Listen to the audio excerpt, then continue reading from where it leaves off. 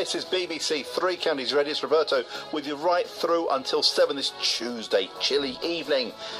It's business and finance. My panel tonight, Ellie Jacobs. The last time I saw Ellie, she was on Dispatches, the highbrow Channel 4 programme. Ellie is Associate Head, Department of Management, Leadership and Organisation at the University of Hertfordshire, specialising in business ethics. Welcome back. Thank you. Good evening. You were good on television. Thank you.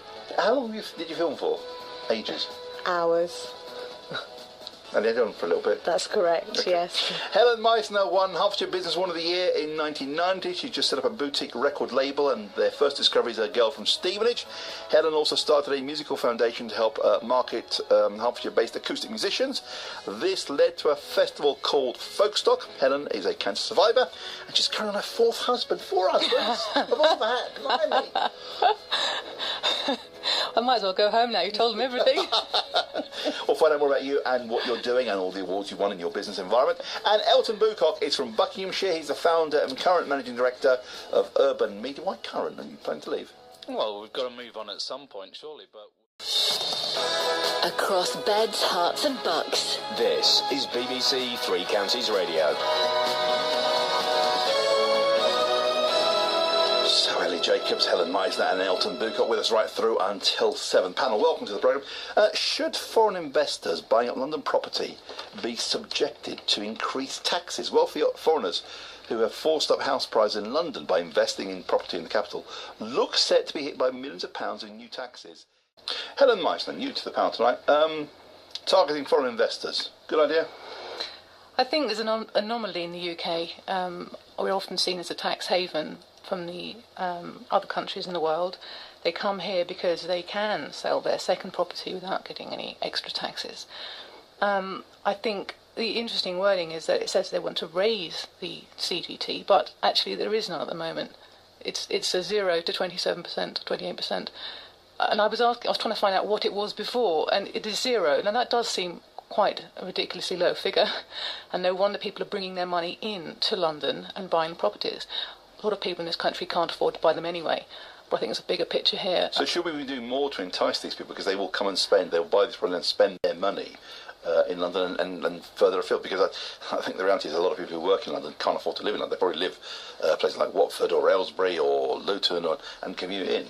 Yeah, definitely. And I think it's a bigger picture because it's to do with inflation, and the costs are rising, and I think they're looking at ways of getting a benefit out of that as well. I think there should be some, but I don't know if it should be that high. I want to find out more about your background, Helen, because you're new to the panel. Elton, you've been at this business conference. Does a very long commute into work make you incapable of efficient working? Commuting to work times are starting to creep up after falling back during the recession. A new study has shown, research by the TUC revealed that men in their early 40s spend the longest getting to and from work, at an average of more than 67 minutes a day. Commute times for women peak in their late 20s at 54 minutes and then start to fall as they get older. Angle, I think, this story. And is there a way of using, if you've got a long commute time like you have, you said, is there a way of using that time constructively? Well, obviously, we all listen to Three Counties Radio. And why not, of course? Absolutely.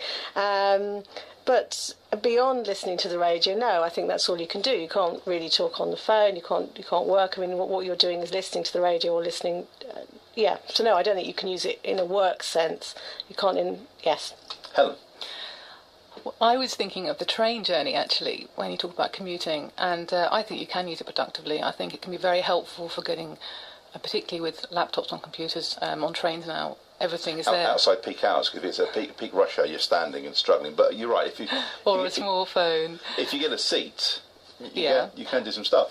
So you could arguably work on the train on the way in and on the way home, but personally, on the way home is good for winding down. So you can do a lot of things to wind down, so when you get in at home, you're in a different frame of mind. So I think, I personally quite like a long commute, and I find that I enjoy that. It must be a bit strange, but I just think the figures given are 5 minutes more than they were a few years ago. I think 5 minutes is an awful lot, really, and I think a lot of people do way more than that in terms of their journey time, and some people do a lot less, and of course with average figures that's a problem. You've got a middle figure. I do like a train journey, but I just tend to find whether it's morning or night, if I get a seat I will fall asleep. Be careful where you're meant to be getting off then. And then I'm scared of falling asleep and snoring and having sort of open mouth, dribbly mouth syndrome. You've done that before, haven't you? Yeah. Or ending up in Peterborough. That's the one. I think dreadful. that's worse. So, Helen Meissner, Elton Bucock and Ellie Jacobs with us tonight. Retail tycoon Sir Philip Green is apparently thought to be considering launching food stores within his 150 BHS shops in a move that see the chain go head-to-head with the rival Marks and Spencer's, which he tried to buy back in 2004. Do we need another food retailer, Ellie Jacobs? Well, that's a good question. We've got Sainsbury's local, Tesco. Do we need it? No, but perhaps we do associate, I think, BHS with integrity and value for money. So I should think it would be popular. whether there's room, that depends exactly how they do it. Helen Meissner, would you be welcoming to the idea of BHS going into food retailing? It's a huge undertaking. It requires a lot more than normal retail in a shop that they've got at the moment. And if you go past Stevenage shop, it's a bit of a sad affair, really. I don't think the question is whether we need BHS to do food. I think it's BHS need to do food to bring people into the shop. Once they're in there buying the food, perhaps they'll buy something else. I think that's the bigger plan, really. And if BHS had a food store, would people go in, would more people go into BHS stores which perhaps aren't going in there now? I think so. Helen Meissner is new to the programme. What's your background, Helen? All my life has been three recurring themes between marketing, mentoring and music. And most recently I've been combining all three with the Folkstock Arts Foundation you mentioned. But years ago I was doing a training company which was the mentoring and marketing element that I refer to, and that's what I got the Hertfordshire Business Person of the Year. In fact, it was Businesswoman of the Year in 1994, but a business called Thompson Training when I was on the first of my 4 marriages, which you've kindly referred to. And I mean, Folkstock now is a music foundation. It is. It's set up to give extra exposure to acoustic folk and roots musicians, predominantly in this area, but it does stretch across the whole country. And how did that come about? Just after I finished my treatment for cancer, my daughter was in a band and they wrote a song with a ukulele and a guitar and a mandolin, and I think they were influenced by Mumford & Sons and Florence and the Machine, but I was amazed at how good they were, and I started taking them to gigs, getting them press and radio, and coming in here as well, and on the journeys I made taking them to various gigs I met other musicians, and I thought, if people knew about this music, they would be wanting to listen to this rather than what they're being fed on X Factor. So, beginning of this year, I decided to formalise what I'd been doing help-wise for these bands and set up a foundation, provide free support for them. And then the festival is a flagship event that I was put on as a one-off event to give them something to work toward, but it grew and grew and grew.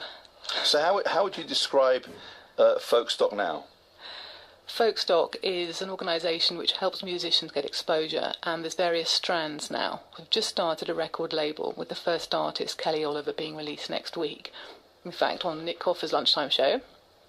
Folkstock represents as an agency, so if anyone wants a musician at an event, a corporate event, a party, a wedding, and they want something that's acoustic and sounds nice and melodic, to get in touch.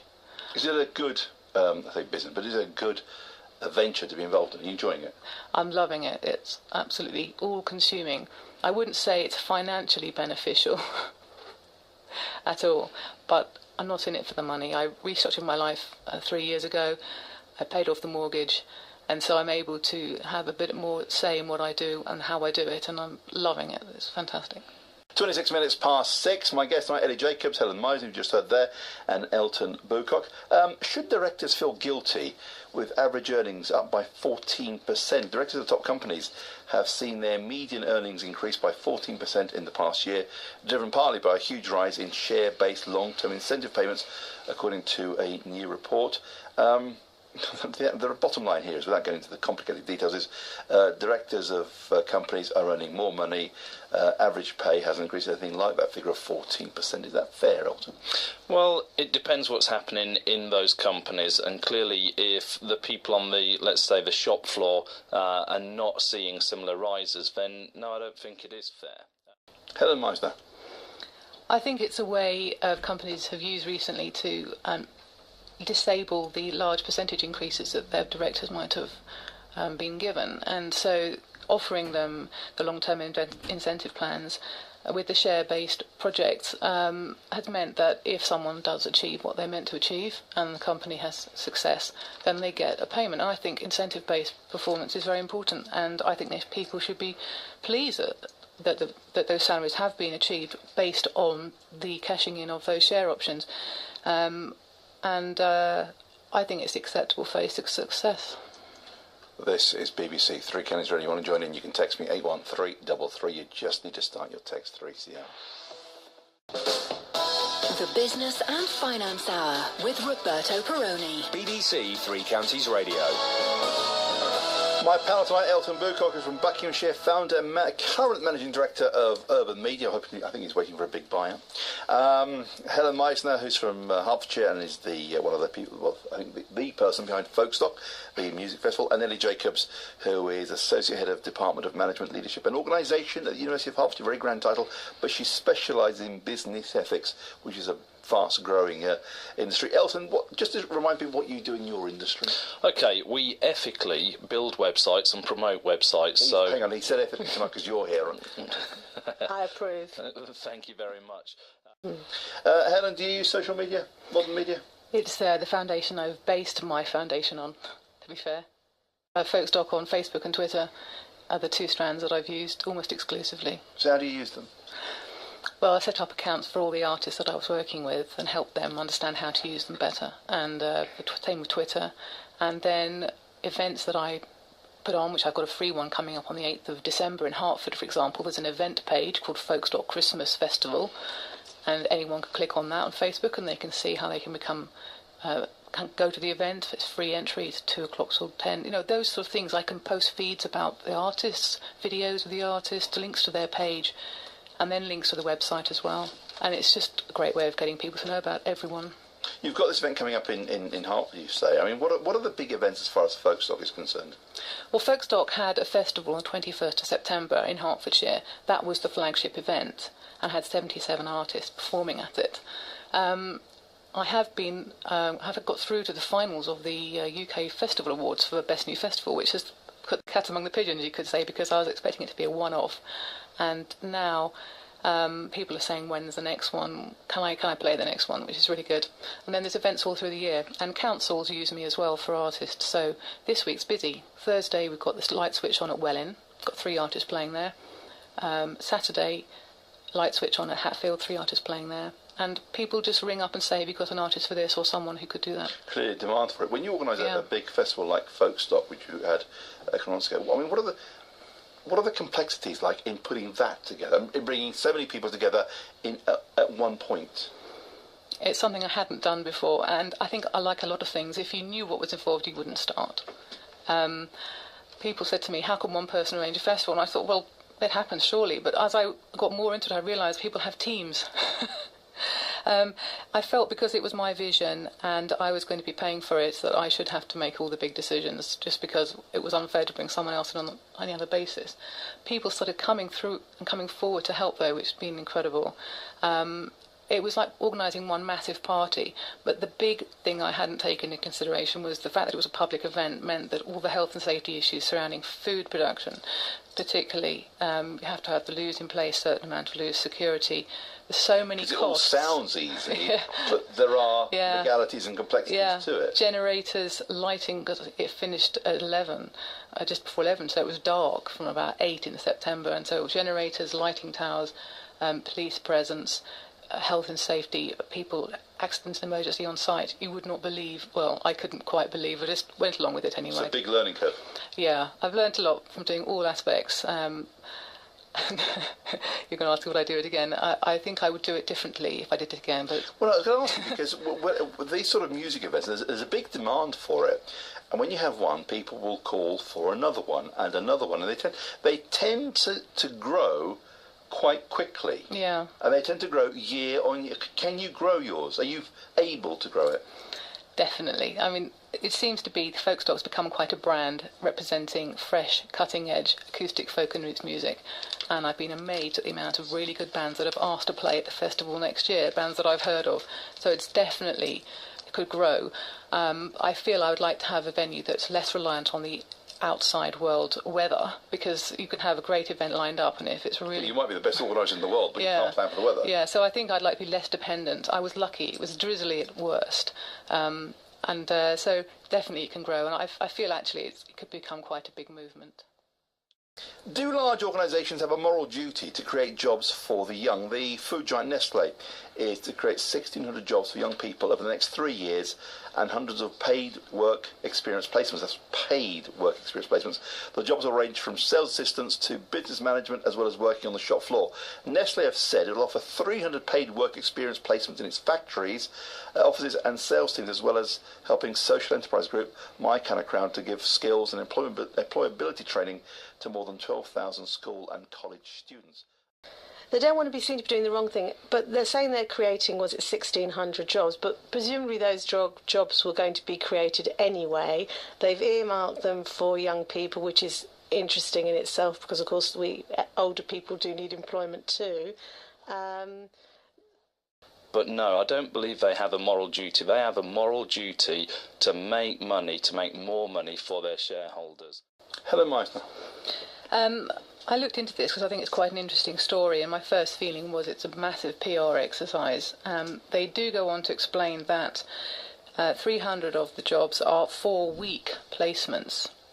Now, who can take 4 weeks off to do a placement? So I looked into it further. The company that they're working with are helping people who are unemployed or who have left school.